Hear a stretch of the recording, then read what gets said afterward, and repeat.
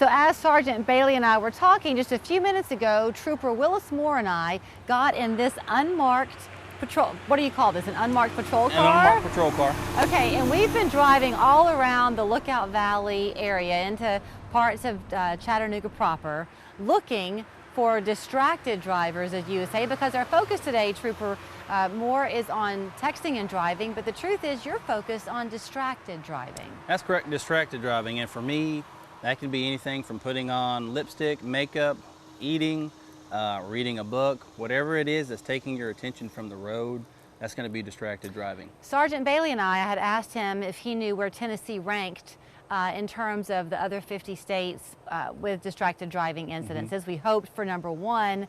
Sadly, we are #1, right? But for the wrong reasons. That's correct. We're #1 for crashes involving distracted driving. That's as of today that I saw on handsfreetn.com.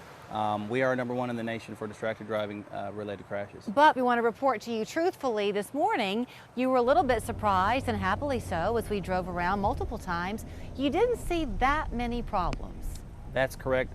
Encouraging, I believe, to see people really focusing on the road, to see the phone holders, phones in the holder, people doing what they needed to do, hands on the steering wheel. So what we did notice, you mentioned people putting on makeup. We saw that. We did.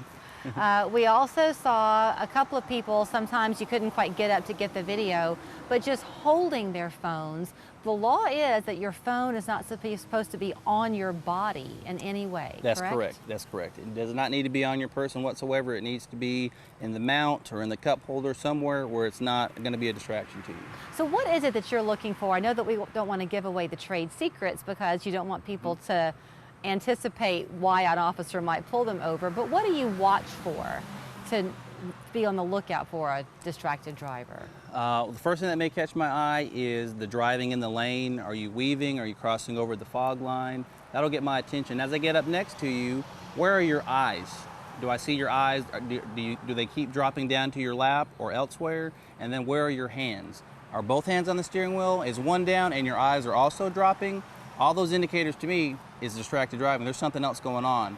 And most of the time, because we drive Explorers mostly, we can really see into the vehicle what's going on. The height is your friend. That's correct. So when people, when you do pull someone over, are they often quick to say, "I am so sorry, officer, I just wasn't even thinking"? A lot of them say they do apologize, or that they weren't thinking about it, and a lot of them will say, "Oh, I didn't know," or "I'm not from this state, I didn't know that that wasn't appropriate here." I hadn't thought about that because our bordering states, Georgia certainly is hands-free driving. I believe Alabama is. Are there very many states left that are not? I don't know for a fact, but I would think that there probably aren't many. So it might just be a story. It could be a story, and also it's no excuse because on every entryway into this state, there's going to be a sign that says hands-free state, and they're going to be throughout the county as well. Have you ever come upon an accident that involved texting and driving and you go home with a broken heart? I have come across crashes that have involved texting and driving. The results usually are not great. If they're there to say what they were doing, obviously they live to tell the story, but that's not the case for everyone. When you are on the roads, talk a little bit about, in this day and age of officer safety on a lot of people's minds, what is in your mind? You and I were talking and you said you can't ever know what kind of a car you're walking up to when you pull somebody over. Safety is key. You never know the car that you're walking up to, who's in that vehicle, where they're coming from, what has just happened. And so every time you step out of that car, we put on this hat and we walk up to that car, we don't know if that's going to be the last time that we've opened that door. We really don't. When we're sitting in that vehicle issuing a citation, we don't know if that was going to be the last time in case someone failed to move over and we're going to get struck, and then that's the day for us. We never know, and there's a lot of unknown about this job, so we like to know what we can know and handle that. I'm old enough to remember when tinted windows became a thing, and I remember a long time ago it was kind of a frowned upon feature in a car. You still aren't really a big fan of them, are you? Not a big fan. In Tennessee, where it gets so hot, I know people want to have the cooler car and get in there, and it just looks better Sure. from a look standpoint. But it really is a safety issue for law enforcement officers all across this state stopping vehicles. Distracted driving, you mentioned eating can be distracted driving, putting on makeup. I can't imagine someone reading a book, but I guess you've seen it all. What about speed, to go too slow versus too fast? Also, that will cause a traffic hazard, too slow or too fast. You really have to keep in mind what the flow of traffic is, and you don't want to be the one that's standing out because you're going to be the one to cause an issue.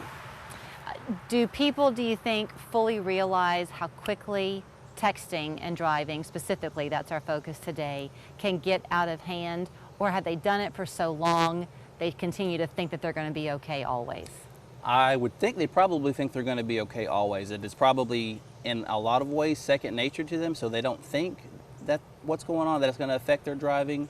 But as I mentioned to you before, that little bit of time while you're texting and driving, you're probably decreasing your speed, or you maybe you've increased your speed because you're not paying attention to the speedometer. Next thing you know, traffic has stopped, you've rear-ended someone, or you tap on your brakes, the person behind you was on their phone, they've rear-ended you, and now we have a real issue with crashes. Trooper Willis Moore, thank you for the safe driving with us today, for letting us have a bird's eye view from what your world is like on a regular basis. You're very welcome. And thank you for the service to the state. You're very welcome. So keep your phone away from your hands when you're driving in Tennessee or anywhere else for that matter. We're back with much more of our Never Texting and Drive Day here on 3+U in just a minute.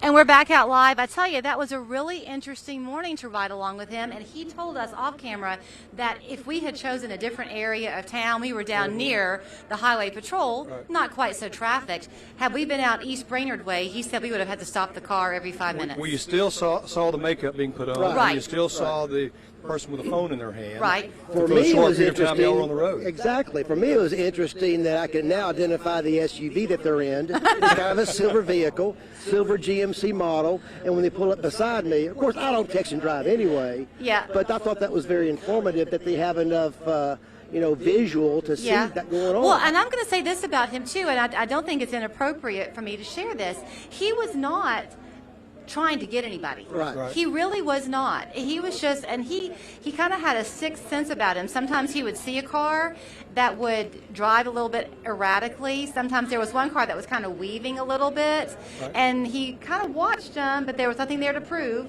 so he let him go.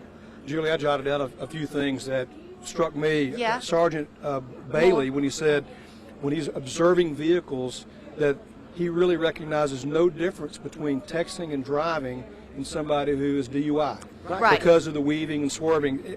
He also said it's a myth that teens text and drive more than adults. I think he sees everybody texting and driving. Right. And so those things stuck out. We're going to check in with Judge Russell Bean in a minute, and he was sharing kind of a similar statistic from me of what he sees in traffic court. So the crowd is growing here. The Never Text and Drive prize wheel is spinning. We're not sure how much money they've given away yet, but we've got somebody lucky who's feeling good. They're spinning the wheel. Big You come money. on down and Big join us money on the too. wheel. Big money. Come on, Benjamin. It is Never Text Here we and Drive go. Day. Here we go. Here it comes. Joel. So close to... We're back. Judge Russell Bean when we come back. So